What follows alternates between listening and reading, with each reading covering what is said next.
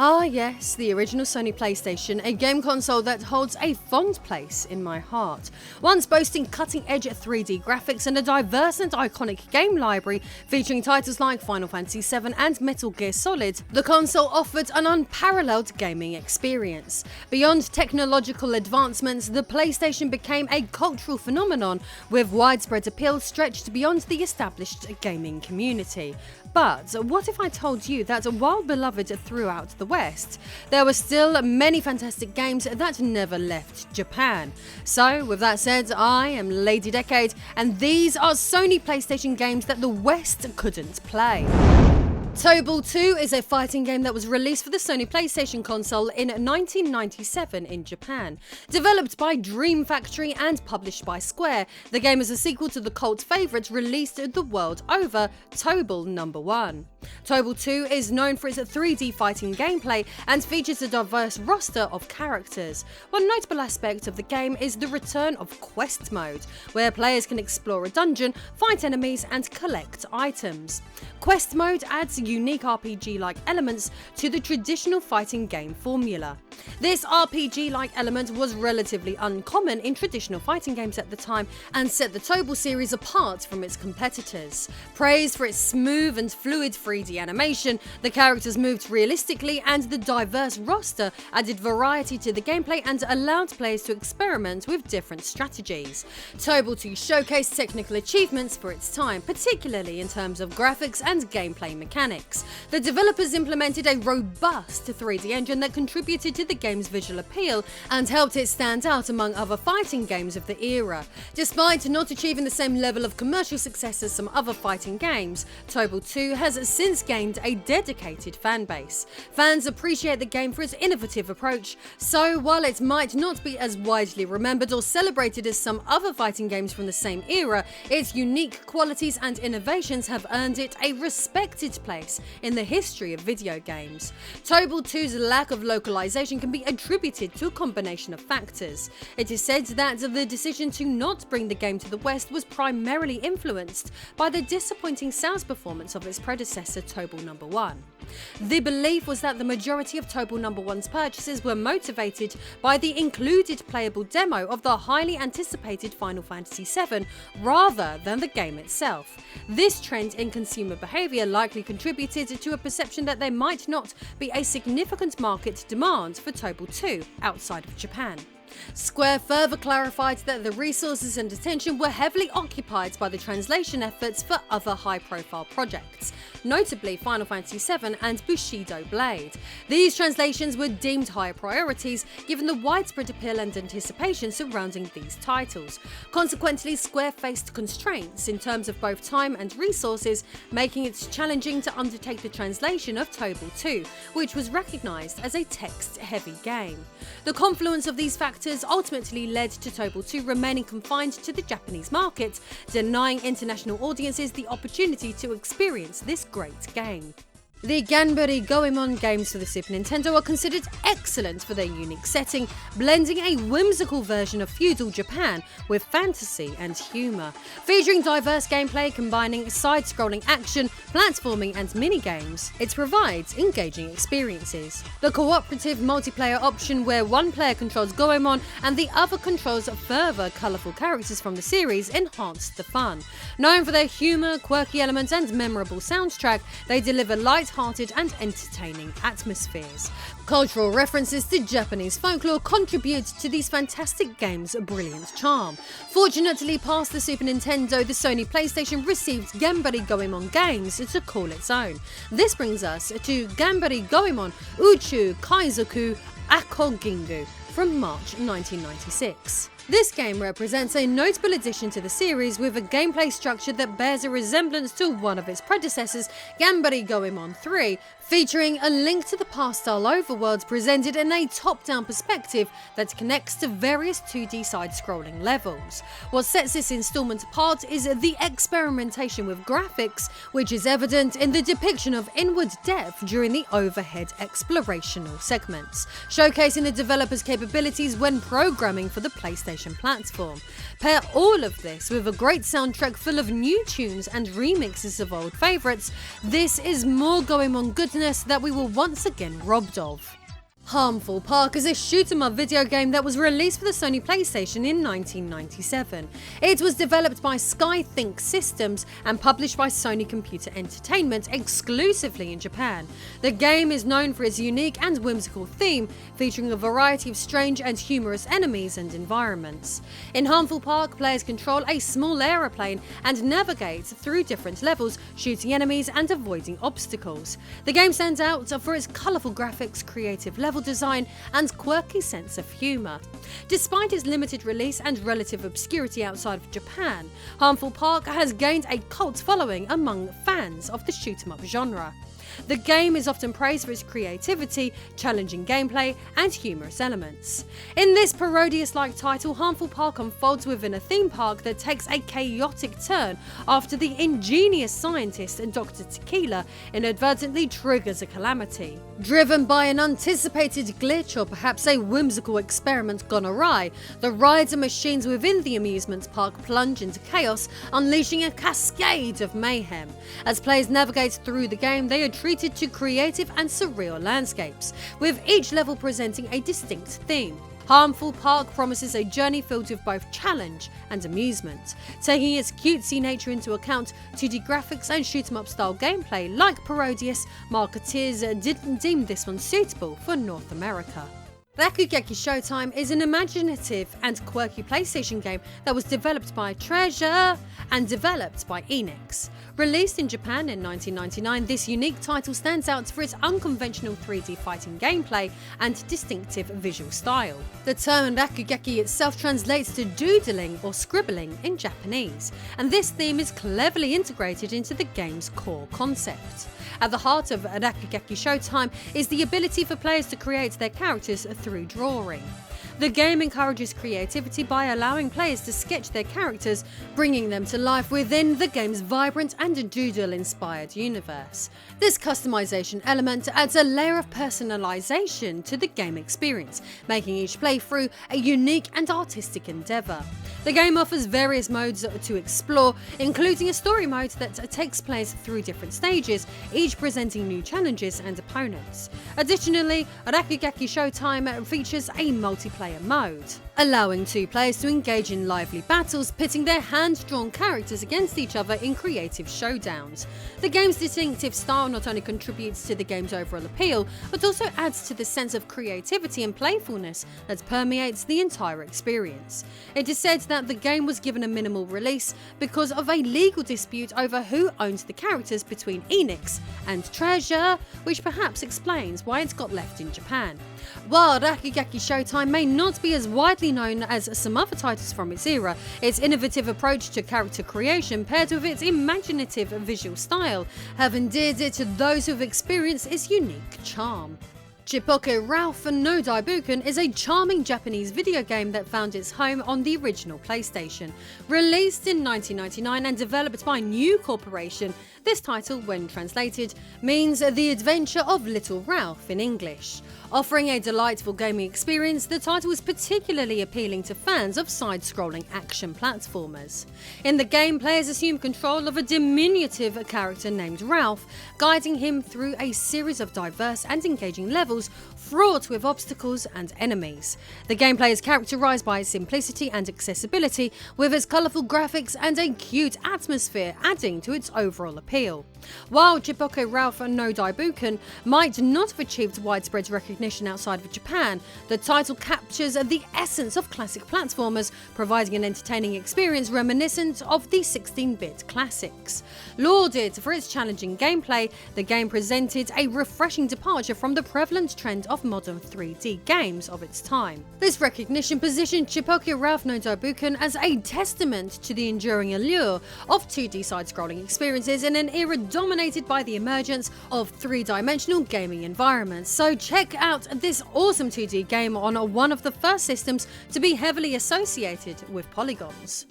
Panza Bandit is a 2D beat-em-up that was released for the PlayStation in 1997. The game was developed by Fill-In Cafe and published by Banpresto. Panza Bandit is known for its fast-paced gameplay, colourful graphics and mecha-themed characters.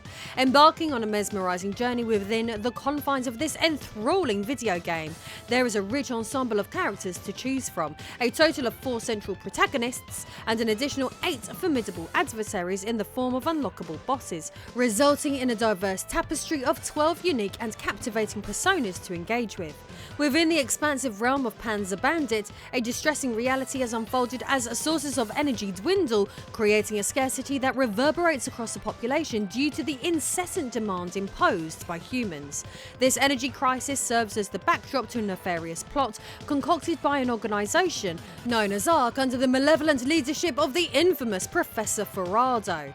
Their insidious objective to wield dominion over the remaining reservoirs of preserved energy and, in doing so, solidify their conquest of the entire world. Each hero trying to save this world brings a unique set of skills and abilities to the forefront, adding layers of complexity to the gameplay. Their synergy becomes paramount as they collaboratively strive to outmaneuver ARK's forces, employing a combination of wit, strength and tactical prowess. As the narrative progresses, players are immersed in a riveting storyline where the heroes confront moral dilemmas, forge alliances and uncover the true extent of ARK's sinister plans. Panza Bandit received positive reviews for its engaging gameplay, vibrant visuals and the ability to play with friends in cooperative multiplayer mode. While it may not be as well known as some of the other titles from the same era, it has gained a cult following among fans of the beat-em-up genre.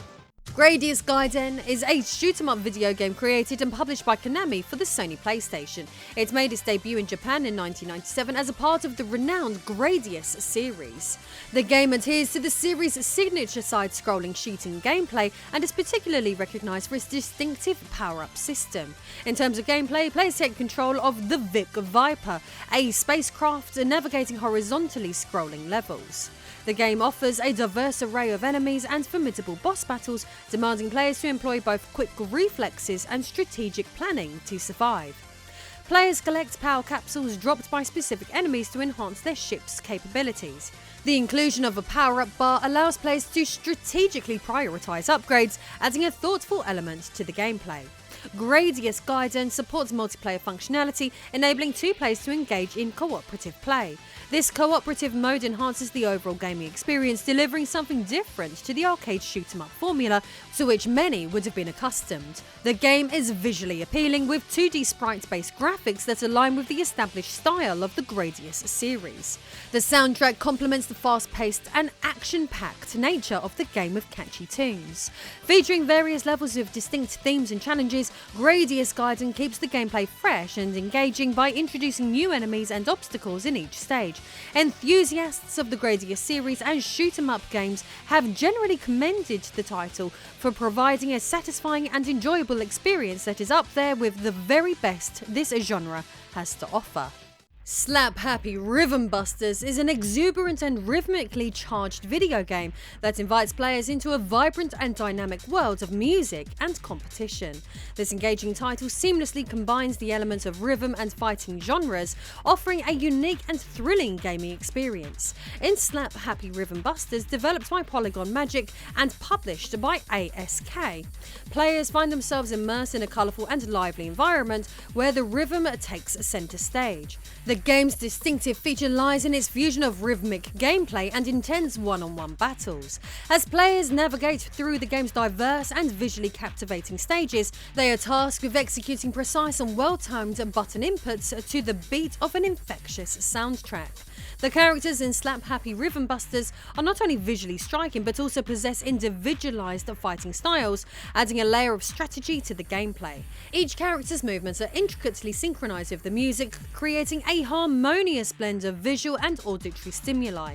Players must master the rhythm of each stage while strategically employing their characters' unique abilities to outmaneuver and defeat opponents in electrifying musical showdowns. The game's narrative unfolds through a series of challenging levels rivals and encounters with formidable opponents, creating a compelling storyline that keeps players engaged. Slap Happy Rhythm Busters doesn't just stop at being a rhythm game, it's a fusion of genres that captivates players with its energetic gameplay, stunning visuals, and a soundtrack that resonates with the pulse of the game. Whether you're a fan of rhythm games or fighting games, or simply looking for a unique and entertaining experience, Slap Happy Rhythm Busters promises to deliver an unforgettable journey through the rhythm-infused world of competitive gaming. Deep Freeze, a remarkable video game that made its debut in 1999 on the illustrious Sony Playstation, is a testament to the ingenuity and prowess of its developers at Talon Incorporated. Published by Sammy, this three-dimensional action-adventure game is a Japanese exclusive that is more than worthy of spotlighting. Immersing players in a gripping narrative, Deep Freeze unfolds its tale in the year 2001, a time when the ominous spectre of a terrorist organisation named Hephaestus casts a dark shadow over the world. In response to this unprecedented threat, the valiant international anti-terrorist service, known as Inter-Ants, rises to the occasion, setting the stage for an epic battle against the forces of chaos and destruction. As an action-adventure extravaganza, Deep Freeze invites players to navigate a world teeming with danger and intrigue. Within this immersive gaming experience, characters operate in cohesive teams, emphasizing the importance of collaboration and strategy. At the outset of each mission, players are presented with a crucial choice, selecting one of 5 characters who will serve as a trusted partner and offering crucial cover fire throughout the perilous journey. A diverse arsenal of weapons awaits the players as they embark on their mission to thwart the machinations of Hephaestus. From the raw power of shotguns to the rapid fire of Uzi submachine guns and the precision of Magnum handguns, the game empowers players with a selection of tools to suit their preferred combat style. Additionally, the inclusion of grenades introduces a strategic element, enabling players to flush out adversaries strategically concealed behind obstacles like barrels. The game's visual presentation is also noteworthy, employing pre-rendered backgrounds and camera switching in a manner reminiscent of the iconic Resident Evil series. Deep Freeze, with its captivating narrative, strategic gameplay, diverse weaponry, and cinematic presentation, contributes to an unforgettable gaming experience. Deep Freeze remains a gem, leaving an enduring legacy that continues to entice people to try it out.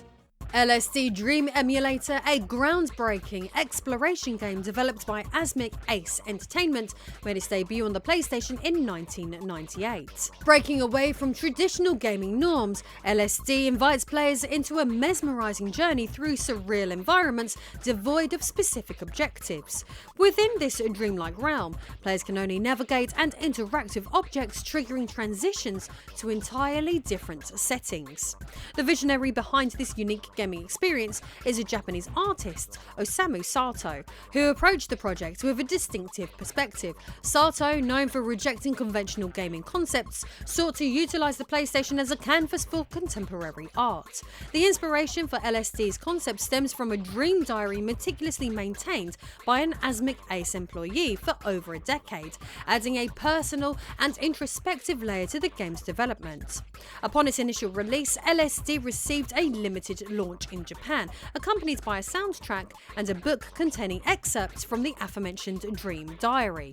Despite its innovative approach, the game quickly faded into relative obscurity. However, in subsequent years, LSD experienced a resurgence in popularity, driven by its eccentricity, becoming a focal point for discussions online. The revival of interest in LSD was further fueled when the game became available for the Japanese PlayStation Store in 2010. Gameplay-wise, the experience unfolds from a first-person perspective within a 3D environment, where the player controls are confined to forwards and backwards movements, turning, strafing, running, and looking behind.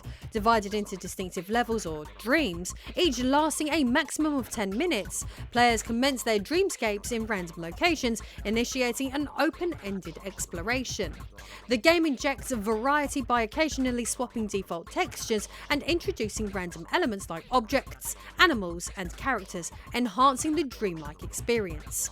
Occasionally, the initiation of a new dream may eschew the conventional playable format in favour of a cinematic video. With the passage of in-game days, a unique flashback option emerges on the game menu, enabling players to relive an abridged version of their most recent dream. However, a mysterious humanoid figure, referred to as the Grey or Shadow Man, may manifest in certain dreams. Contact with this enigmatic entity prohibits players from utilising the flashback. In essence, LSD Dream Emulator weaves a complex tapestry of exploration, dreams and surreal experiences, immersing players in a visually dynamic and ever-evolving dream world fraught with mystery and intrigue. So there you have some stunning Japanese exclusive Sony PlayStation games that we couldn't play. Comment below which of these you found the most interesting, then check out my upload from last week on Japanese Super Nintendo games. See you soon.